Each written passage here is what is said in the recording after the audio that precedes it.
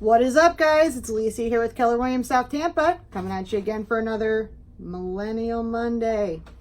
All right, so we spent a lot of time talking to buyers in this series, but today is all about you, sellers. We're going to talk about some quick ways that you can sell your home more quickly and for more money. All right, quick and dirty. High-level overview, guys.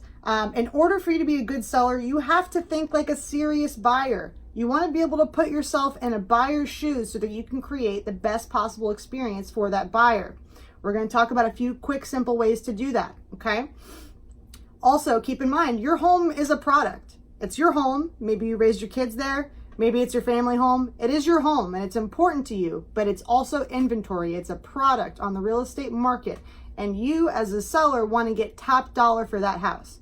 And timing has everything to do with that, okay? So let's jump right into it. Declutter. Number one, you do not want to have a cluttered space. A cluttered space is a cluttered mind. Your buyer is going to be distracted by your things and they're not going to be able to pay attention to how beautiful and wonderful your home is, okay? It also leads them to believe, or it begs the question, what are you hiding, right? You don't want that level of skepticism between yourself and your buyer, especially not when they're walking through your home for the first time.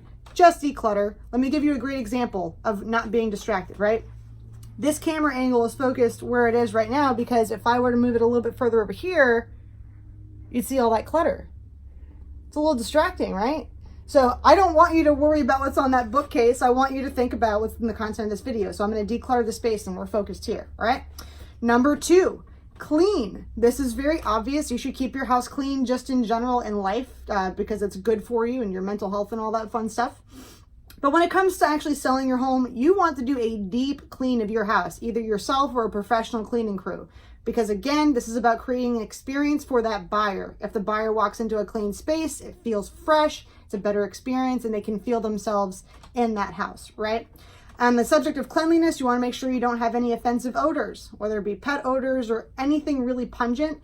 I can't tell you how often I'm walking through houses with buyers and they immediately decide that they don't want to purchase a house or make an offer just based on smell. They might keep looking through just because they're curious at that point and they're looking for the cause of that smell, but they are not interested in buying that house. So you want to make sure that you burn some incense, put some Glade plugins, whatever, bake some cookies, whatever makes you happy.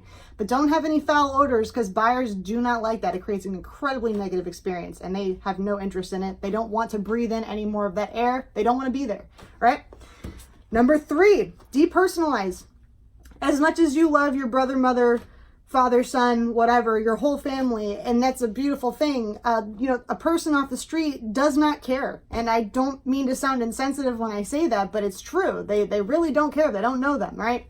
So what you want to do is not make them feel like they're intruding in your house, like they're not some home invader. You want to leave everything blank so that they can see their family in that space, right? Their family photos, their life, their future, not yours. So again, we have to remove the emotional element. For you as the seller, your family is important to you, but the people on the street don't care. And you want to make sure that they can see themselves living in that house at the end of the day. So put up a few pieces of artwork instead, more neutral items that will just highlight what makes the house great instead of distracting them and making them feel like they've just broken into your house, right? All right, and number four, home staging. Best bang for your buck with home staging. Here's some quick facts. Homes that are staged sell for roughly 3 times faster and for at least 10% more than their unstaged counterparts. And I'm sure you've noticed when you're on the buy side, time is everything when it comes to the real estate market, right? The second a home hits the market, it's going to have a lot of interest if it's worth its salt. And the more a home sits on the market, the more skeptical buyers become and the more they start assuming that there's something drastically wrong with it. So the longer your home sits in the market, the less you're likely going to net. So staging your home is a great way to make sure it sells quickly. A couple of bang for your bucks areas. You're looking at the dining room too, but the living room, dining room, kitchen, and maybe master bath, okay? Or master bedroom. Focus your attention on those areas. Living room, dining room, kitchen, master bedroom. Everything else, they can kind of put their own bed in the guest bedroom, whatever, mentally. But staging allows that buyer to see their things and how they can live in your home, especially if it's like a wonky layout, right? So that's quick and dirty, guys. If you're interested in having a one-on-one consultation where I come by your house and I figure out what I can do to help you, if you're interested just in general, seeing what the market value of your home may be, let me know. Call me, text me, shoot me an inbox. My number is 813-270-3659. Once again, that's 813-270-3659. I appreciate you guys. You have a great day.